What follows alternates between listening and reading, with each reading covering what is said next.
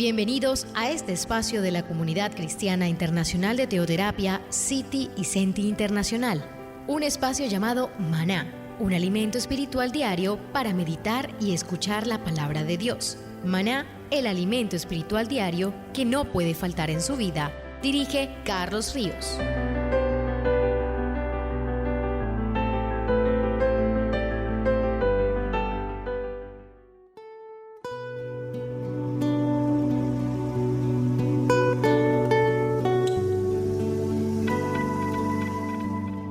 Muy buenos días, queridos oyentes. Bienvenidos a este tiempo devocional donde nos levantamos a buscar a Dios, su presencia y su palabra en la vida de cada uno de nosotros. Bienvenidos a este espacio llamado Maná, fuente de bendición y salud espiritual para todos aquellos que se acercan. Hoy comenzamos nuestros 3 días de ayuno, comenzamos 3 días para comenzar un nuevo mes. Las disciplinas espirituales son las únicas capaces de marcar la diferencia en un verdadero cristiano e hijo de Dios. Cuando ayunamos, le estamos diciendo a Dios que estamos dispuestos a ceder a nuestros intereses y apetitos personales y carnales para pensar en Él y su palabra. Uno de los aspectos más relevantes en la vida de una persona que ayuna es que aprende, como dice el apóstol Pablo en 1 Corintios 9, a golpear su cuerpo y ponerlo en servidumbre. Cuando yo ayuno, le estoy diciendo a mi cuerpo, a mi espíritu y a todo mi ser quién es el que realmente manda y gobierna. Me he encontrado con muchos cristianos que me dicen: pastor, de las cosas que me ha costado es ayunar. Y eso tiene lógica. ¿Por qué? Porque tiene que ver con el ego, tiene que ver con mis apetitos, tiene que ver con no ceder a algo que ya lo llevo metido dentro de mí como una necesidad personal. Pero cuando yo realmente me dispongo a ayunar, a cambiar el alimento físico por el espiritual, pues obviamente Dios hace cosas tremendas y grandes. La invitación es que haga con nosotros estos 3 días de ayuno.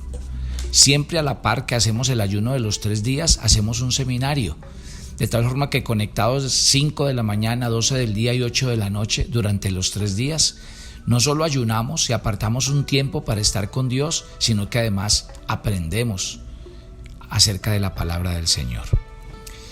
¿Cuál es el secreto del ayuno? El secreto del ayuno es que usted, en vez de desayunar, en vez de almorzar, en vez de cenar, usted cambie eso por acercarse al estudio bíblico, acercarse a la oración y tener algunas peticiones de oración. La gran recomendación para los que están bien, saludables y quieren realmente hacer un ayuno que esté cargado de disciplina espiritual, solo hágalo con agua, no más. Un segundo grupo podría ser aquellas personas que comen una comida al día y ayunan cada 24 horas durante los 3 días. Un tercero es personas que por problemas de salud ya tienen que, por ejemplo, comer verduras, frutas, sopas. No hay ningún problema. Créame que esto no es una camisa de fuerza. Pues si usted está sano, si usted no tiene ninguna restricción médica, hágalo solamente con agua, ¿sí?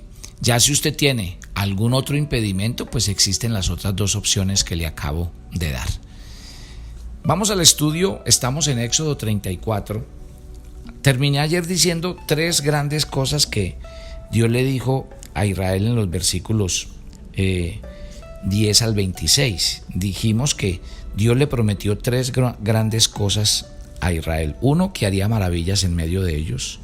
2, Dios les exigió obediencia total. Y en tercer lugar, Él dijo que derrotaría a los enemigos por ellos. Sigámonos adentrando en este tema tan maravilloso y vamos a encontrar entonces otro aspecto relevante en el capítulo 34 del libro de Éxodo, que es el capítulo que estamos leyendo. Cuando dice que Dios prometió derrotar a los enemigos en este tercer punto que tocamos ayer, vamos a decir que obviamente Dios es el que nos da a nosotros la conquista. Y hablemos de nuestro más grande enemigo. ¿Cuál es nuestro más grande enemigo? El pecado. Entonces miremos cómo el Señor nos va a dar a nosotros la victoria. Y por eso el ayuno es clave en esto. Dios prometió derrotar a todos los enemigos que se opusieran al creyente, a todos los que le impiden a un creyente alcanzar a los israelitas la tierra prometida, pero a nosotros alcanzar la madurez. Entonces, ¿qué hizo el Señor para darnos? Primero, el Señor vino y conquistó el pecado. En la cruz, Cristo conquistó el pecado, el mayor enemigo de los creyentes. Si no, mire lo que dice 1 Corintios 15:3, cuando dice: porque primeramente os he enseñado lo que asimismo recibí, que Cristo murió por nuestros pecados conforme a las Escrituras. Gálatas, en el capítulo 1, en el verso 4, otra vez el apóstol Pablo dice: el cual se dio a sí mismo por nuestros pecados para liberarnos del presente siglo malo, conforme a la voluntad de nuestro Dios y Padre. Y en Hechos 9:28 dice: así también Cristo fue ofrecido una sola vez para llevar los pecados de muchos, y aparecerá por segunda vez sin relación con el pecado para salvar a los que le esperan. En segundo lugar, si Dios vino a derrotar a nuestro enemigo y prometió derrotar a nuestro enemigo, y decimos que la primera conquista la hizo Cristo en la cruz, derrotando al pecado, quiero decirle que en segundo lugar, Cristo no solo derrotó el pecado, en segundo lugar, derrotó la muerte en la cruz. Y otra vez, 1 Corintios 15:25 dice: porque precisó que hasta que haya puesto a todos sus enemigos debajo de sus pies, y el postrer enemigo que será destruido es la muerte. Increíble. En el verso, acabé de leer 1 Corintios 15:25, pero si ustedes leen en el mismo 1 Corintios 15, pero el 55 dice: ¿dónde está, oh muerte, tu aguijón? ¿Dónde, oh sepulcro, tu victoria? Jesucristo, 1, venció al pecado. 2, venció la muerte. ¿Y venció la muerte para qué? Para que nosotros ya no estemos muertos en nuestros delitos y pecados, sino para que nosotros vivamos y vivamos para Dios. Tercero, Cristo en la cruz no solo derrotó al pecado, a la muerte. Ojo con esto, derrotó a Satanás, al mismo enemigo de nuestras almas. Juan 12:31 dice: ahora es el juicio de este mundo, ahora el príncipe de este mundo será echado fuera.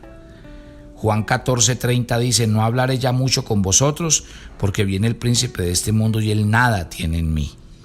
Y Romanos 16:20 dice: y el Dios de paz aplastará en breve a Satanás bajo vuestros pies.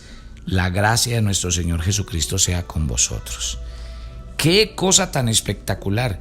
En cuarto lugar, Cristo no solo derrotó el pecado, la muerte, a Satanás. Cristo conquistó el mundo a favor del creyente en la cruz del Calvario. Mire lo que dice 1 Juan 5, del 4 al 5. Porque todo lo que es nacido de Dios vence al mundo. Y esta es la victoria que ha vencido al mundo, nuestra fe. ¿Y qué es la que vence al mundo sino el que cree que Jesús es el Hijo de Dios? Qué pasaje tan espectacular estamos leyendo hoy en este día de ayuno. Y qué mejor pasajes que para leer hoy la Biblia y entender que es la victoria que Cristo obtuvo en la cruz la que yo tengo que vivir en el día a día. Y por eso es que yo tengo que practicar las disciplinas espirituales para que ellas me ayuden a crecer en este conocimiento y que este conocimiento se haga una realidad en mí. ¿Usted sabe qué le pasa a un cristiano si entiende estas verdades que estamos estudiando esta mañana? Si un cristiano entiende que el pecado, el diablo, el mundo, la carne, la muerte están derrotadas en la cruz. Por Dios, la vida nos tiene que dar un giro total. Entonces, el llamado de Dios es claro para nosotros en este día. Otro aspecto importante que venció Cristo en la cruz: Cristo conquistó a todos los enemigos del creyente, no importa los temibles que ellos puedan llegar a ser. Y eso lo declara Pablo en Romanos 8, cuando en el verso 35, 37, 39 dice: ¿quién nos separará del amor de Cristo? ¿Tribulación, angustia, persecución, hambre, desnudez, peligro, espada? No, Señor. Antes, en todas estas cosas somos más que vencedores por medio de aquel que nos amó, por lo cual estoy seguro de que ni la muerte, ni la vida, ni los ángeles, ni los principados, ni las potestades, ni lo presente, ni lo porvenir, ni lo alto, ni lo profundo, ni ninguna otra cosa creada nos podrá separar del amor de Dios que es en Cristo Jesús. Gloria a Dios, que el Señor te ayude a tomar esta victoria en este día y que el Señor te permita saber que ya no eres un esclavo. El Señor prometió derrotar a nuestros enemigos y ya les dije cuáles enemigos: el pecado, la muerte, Satanás, el mundo, la carne, todos los enemigos del creyente. Ahora, hay algo muy importante si el cristiano y el Hijo de Dios, como estamos hablando, porque aquí Dios está renovando el pacto con su pueblo y Dios también quiere renovar cada día su relación de amor con nosotros. Y si seguimos leyendo, estamos en Éxodo 34 y leemos desde el versículo 12 hasta el 26. Dios establece una serie de obligaciones que tenía que hacer el pueblo. Y vamos a mirar una lista en este pasaje y otros más que nos van a ayudar a ver qué fue lo que Dios demandó para su pueblo y que nos demanda a nosotros hoy si nosotros queremos renovar esa entrega al Señor. Primero, si usted lee el verso 12, los israelitas debían vivir apartados de los demás pueblos y jamás debían tener ninguna clase de relación o alianza con los incrédulos. Y el Señor fue claro. ¿Sabe por qué? Porque es que el Señor les dijo: si ustedes están con ellos, ustedes van a ser influenciados por las costumbres pecaminosas, mundanas de esos incrédulos. Ustedes son el pueblo apartado por Dios. Y acuerde que Jesús en Juan 17 lo dijo de nosotros y sus discípulos. Les dijo: ustedes están en el mundo, pero no son del mundo. Y el Señor fue categórico. Ahora, tampoco los voy a sacar del mundo, sino que los voy a guardar del mal, porque ustedes tienen que ser luz en el mundo. Pero si hay algo importante para un hijo de Dios, si quiere crecer y madurar, es esos ambientes del pasado. Hay que dejarlos. Si uno no deja los amigos, el ambiente y las cosas del pasado, créame que la lucha de ser un verdadero cristiano será tenaz y muy difícil de salir de allí. Entonces, ¿qué fue lo primero que Dios le dijo al pueblo israelita si quería renovar su pacto? No se mezclen, no aprendan las costumbres de ellos, no hagan lo que ellos hacen, porque es que ellos lo que hacen lo hacen es porque no tienen a Dios y no tienen una ley y unos mandamientos. En cambio, ustedes no pueden hacer eso. Entonces, si nosotros como creyentes queremos renovar cada día nuestra relación con Dios, tenemos que hacer lo mismo. La Biblia dice claramente: más bien os escribí que no os juntéis con ninguno que, llamándose hermano, fuera fornicario, avaro, idólatra, maledicente, borracho, ladrón. Con tal ni siquiera comáis, dice 1 Corintios 5:11. En 2 Corintios 6:14 dice: no se unan en yugo desigual con los incrédulos. Porque ¿qué compañerismo tiene la justicia con la injusticia? ¿Y qué comunión la luz con las tinieblas? Salid de en medio de ellos, apartaos, dice el Señor, y no toquéis lo inmundo. Efesios 5 nos dice: no participéis de las obras infructuosas de las tinieblas, sino repréndanlas. Primera de Juan dice: no amen al mundo ni las cosas del mundo. Eso debe quedar claro. Entonces, lo primero que Dios le pidió a Israel para renovar su pacto fue no mezclarse. Lo primero que Dios nos pide a nosotros como su pueblo para renovar nuestra entrega a Él es no entretenernos ni dejarnos distraer por las cosas del mundo. 2. El pueblo no debía adorar a dioses falsos, dice los versículos 13 y 14. Estamos leyendo Éxodo 34. Y las instrucciones eran claras: no permitir que hubieran dioses falsos ni ningún tipo de adoración falsa en medio de ellos. Debían derribar los altares de otros dioses y los cultos falsos. ¿Por qué? Hombre, porque Dios es un Dios celoso, lo dice ahí claramente. Miren, Dios va a hacer siempre respetar su nombre y su autoridad en medio de nosotros. Eso debe quedar claro. Y Dios lo muestra en Éxodo 20, cuando Dios muestra que su celo, cada vez que un miembro de su pueblo amado coquetea con otro Dios, Él aborrece y prohíbe la idolatría y la adoración falsa. Esto es muy importante, mi querida familia. los dioses. Acuérdese que para nosotros en este tiempo los dioses son más delicados que en el Antiguo Testamento. Porque los dioses en el Antiguo Testamento se veían. Eran de oro, eran de plata, eran estatuas, eran figuras, eran rituales. Hoy los ídolos están en el corazón y están más cerca de lo que nosotros pensamos. Idolatramos la comodidad, idolatramos a las personas, al esposo, a los hijos, idolatramos el cuerpo, idolatramos el materialismo, idolatramos el dinero, el placer, el sexo, lo idolatramos y terminamos siendo esclavos de ellos. La Biblia dice: guárdese su corazón, que no se infatúe y se aparten y sirvan a dioses ajenos, dice Deuteronomio 11:16. Hijitos, guardaos de los ídolos, dice Primera de Juan 5:21.